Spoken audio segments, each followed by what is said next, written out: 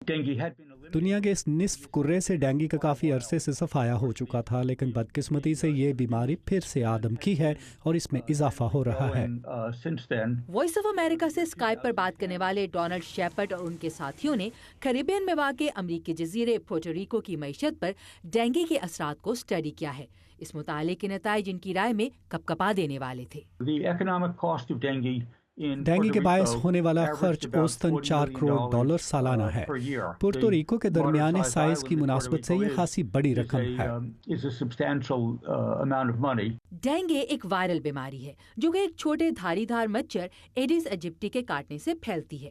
وبا کی شدت میں اضافہ اکثر گرمیوں کی بارشوں کے بعد ہوتا ہے، جن سے مچھر کی افزائش کے لیے سازگار کھڑے پانی کے جوہر بن جاتے ہیں۔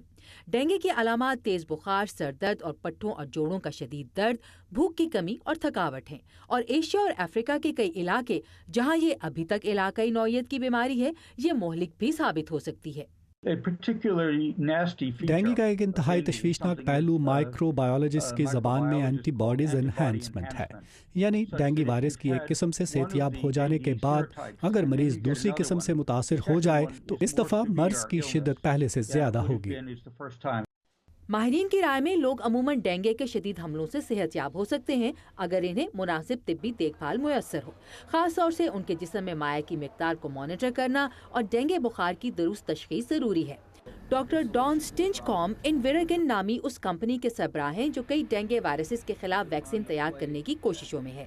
ڈاکٹر ڈین کے مطابق ڈینگی کے لیے محفوظ ویکسین کی تیاری ایک بڑا چیلنج رہا ہے۔ کیونکہ ڈینگی کی بیماری دنیا بھر میں مختلف عمر کے افراد کو متاثر کرتی ہے۔ جنوب مشرقی ایشیا میں یہ بڑی حد تک بچپن میں ہونے والا مرض ہے، لیکن ایشیا کے دوسرے حصوں اور وسطی اور جنوبی امریکہ میں اس سے بالغ افراد بھی متاثر ہو سکتے ہیں۔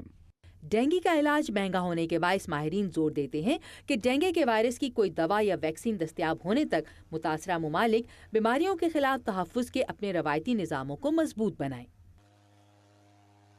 ودوشی سنہا کے ساتھ عائشہ خالد، اردو VOA۔